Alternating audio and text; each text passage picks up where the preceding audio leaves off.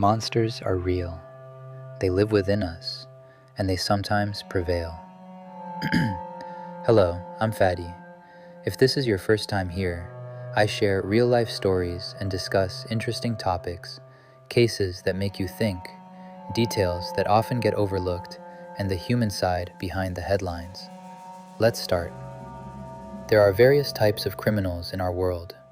They differ in how dangerous they are, not only by what they do, but by how they think. The most dangerous criminals are not defined by the crime alone, but by the mind behind it. How was it planned? How were the details hidden? How was the victim chosen? How was the scene controlled? A smart criminal is far more dangerous than the impulsive one because he understands how to mislead investigators, how to create confusion, how to blend into the crowd. Some criminals don't look like criminals at all. They live among us and we assume they're normal. Sometimes, even police can walk right past them without realizing who they are. 3 years after Denise Huber's disappearance, the police discovered something shocking. After her body was found in a place so unusual, so disturbing, that calling it peculiar doesn't even begin to describe it. What happened to Denise? How did she disappear? And how did this story end? Let us go back to the beginning. In an upscale neighborhood in Southern California, USA, Denise lived a quiet life with her family and her only brother, Jeff. She graduated from the University of California with a degree in social sciences in 1990 at the age of 23. After graduation, she worked as a waitress at a restaurant, but Denise was ambitious. She didn't see the restaurant as her final destination. To her, it was temporary, a stepping stone until she found the job she truly wanted. Denise was outgoing and social. People adored her. She made friends easily, and at work, she quickly became someone everyone noticed.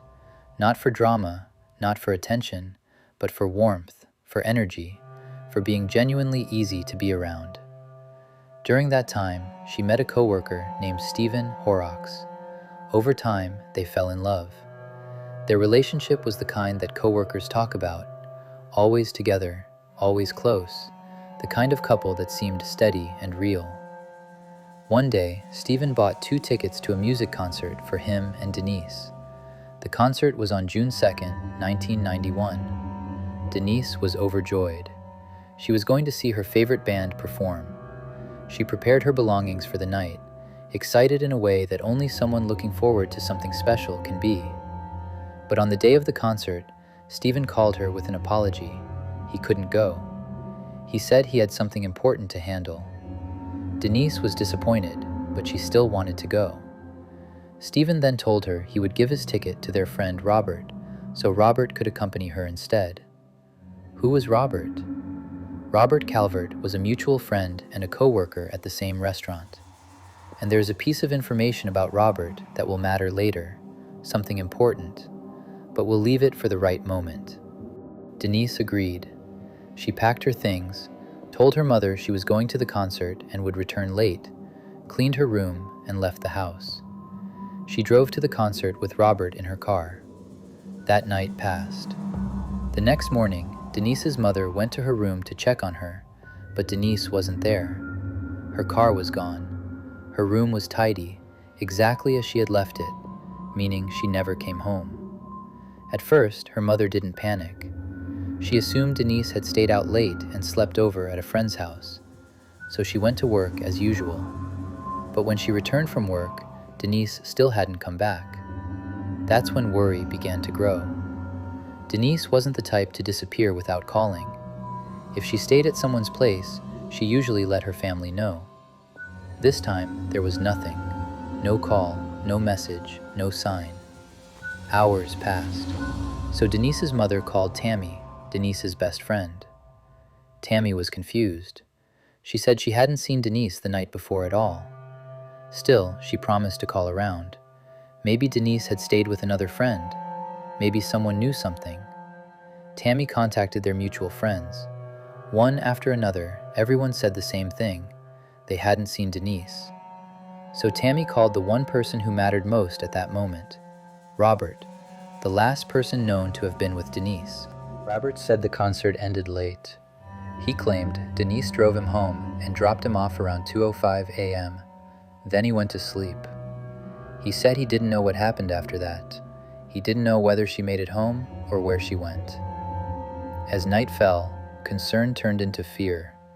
Denise's friends and family felt the weight of something being wrong because the silence was too long. Tammy decided to drive the route back and forth, the road from the concert back toward home, hoping she would see something, anything, that could lead them to Denise. And while driving, she noticed a car that looked like Denise's parked on the side of Highway 73. She pulled over and approached it. It was Denise's car, a 1988 Honda, but Denise wasn't in it. Tammy saw that the rear right tire was flat. She called Denise's parents immediately and told them she'd found the car, but she had no idea why it was there or where Denise had gone. Denise's parents called the police and reported the location. Within minutes, Denise's parents arrived. Then the police arrived and began inspecting the vehicle. What they saw made them more concerned. The tire was flat. One window was partially open. The battery was dead. Their initial theory was that Denise may have left the car running, perhaps with the hazard lights on, draining the battery. But the inside of the car was empty. No keys, no purse, no personal items. Nothing you would expect someone to leave behind if they stepped away briefly. The police interviewed her parents. Her mother gave them a photo and described what Denise was wearing: a black dress, a black jacket, and high heels.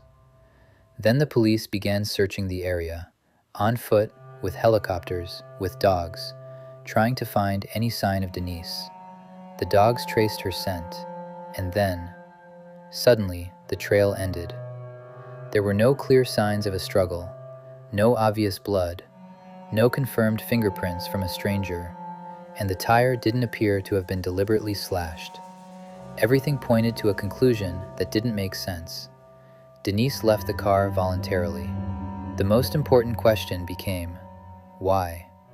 To understand the why, investigators had to understand what truly happened that night. Because Robert was the last known person with Denise, he became the primary focus of questioning. Police brought him in, questioned him in detail, and even conducted a lie detector test. Robert answered calmly. He claimed the concert went normally. Afterward, they ate at a restaurant where he drank heavily, so much that he said he could barely walk properly. Denise then drove him home and dropped him off around 2:05 a.m. And after that, he said, he had no idea what happened. During questioning, police asked about Robert's relationship with Denise. And here, Robert revealed something that didn't help his situation at all. He admitted he was in love with Denise. He had told her multiple times. Denise refused him. She told him he was only a friend, nothing more. So investigators had to consider the possibility. Was Robert angry? Was he rejected and resentful? Could he have snapped? But there were complications. Robert seemed willing to cooperate. He spoke confidently. He passed the lie detector. Up to that point, there wasn't enough to directly incriminate him. So police turned to the other side of Denise's close circle, her boyfriend, Stephen.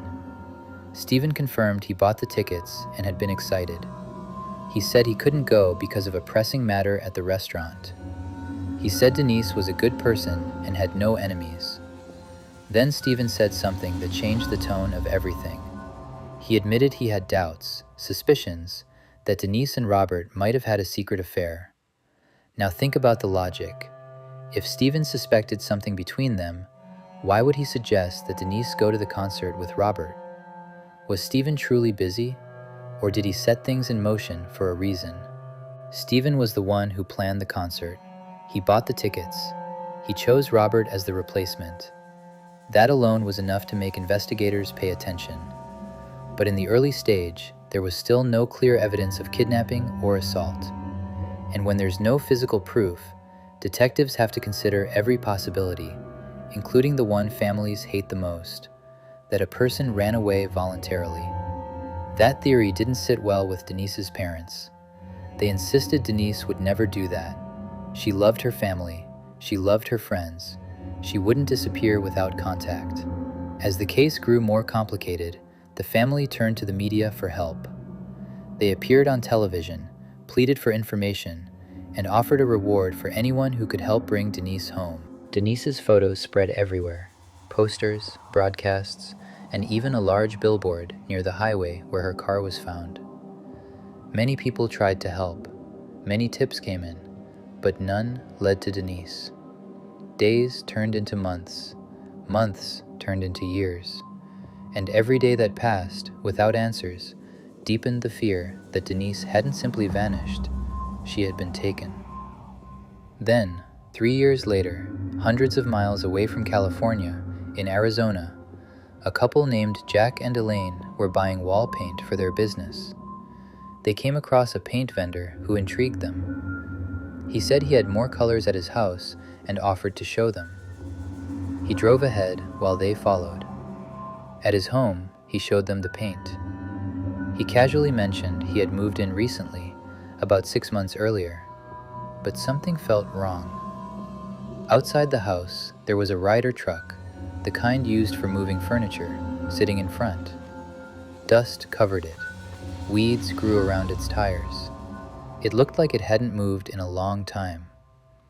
The couple didn't say anything to the man, but quietly, without him noticing, they wrote down the truck's license number. Their first thought, the truck might be stolen. Why else would it sit like that for months? They had a friend who was a police officer.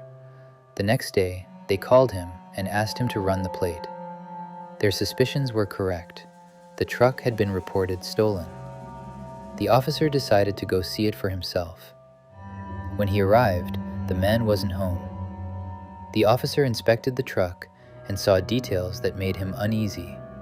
Locks, signs of tampering, and something strange near the back. Cables running from under the door, chemicals nearby.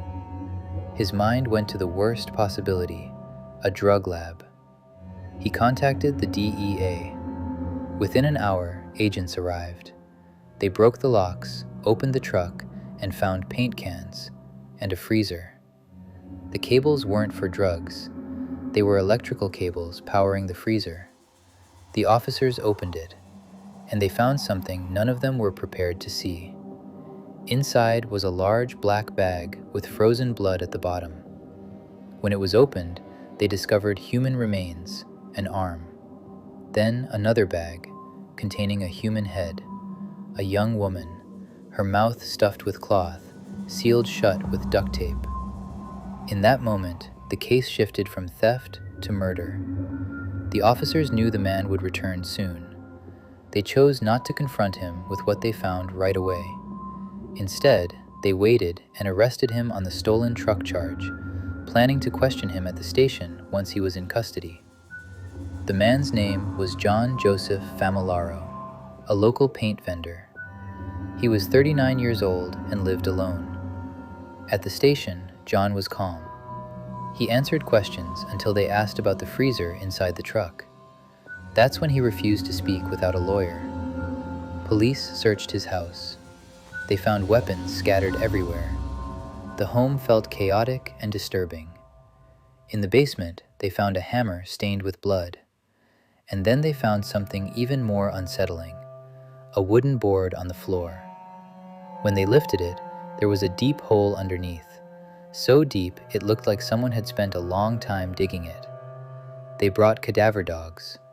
The dogs found nothing inside the hole, but the suspicion remained.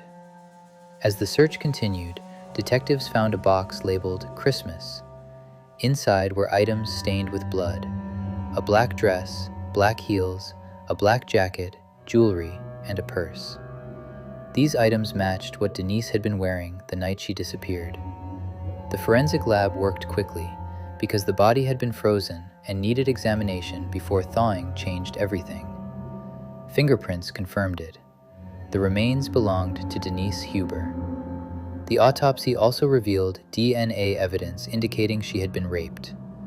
The cause of death was horrific: severe blunt force trauma to the head, approximately 30 strikes, consistent with the hammer found in the basement. Her skull was destroyed. Despite overwhelming evidence, John refused to confess. He denied knowing Denise. He denied involvement. He denied even the DNA evidence, offering no reasonable explanation, just denial. Investigators discovered the freezer had been powered using electricity from the neighboring house, and the neighbor was John's mother.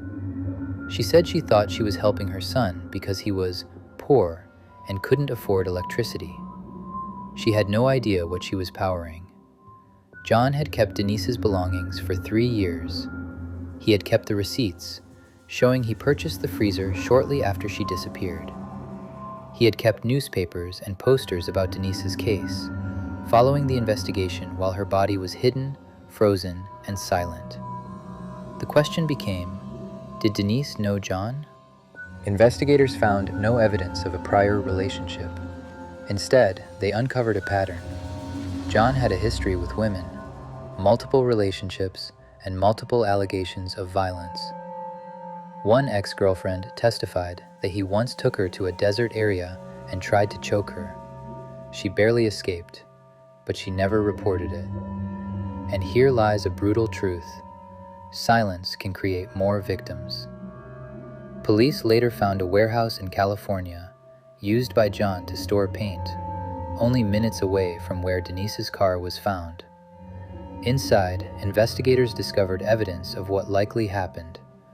With luminol, they detected large amounts of blood traces that had been cleaned, blood belonging to Denise.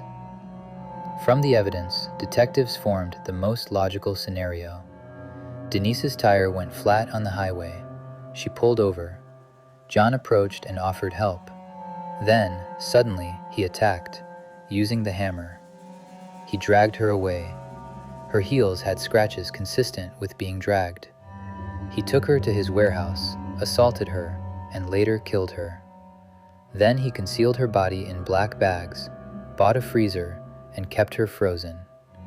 Years later, when he moved, he rented the Ryder truck and had it transported from California to Arizona. He instructed the drivers to keep the freezer powered every few hours, claiming it contained meat he didn't want to spoil. No one suspected anything.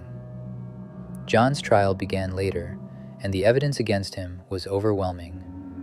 It was revealed he had a traumatic childhood, and that his mother had instilled fear and shame around women and relationships. But trauma explains nothing, and excuses nothing.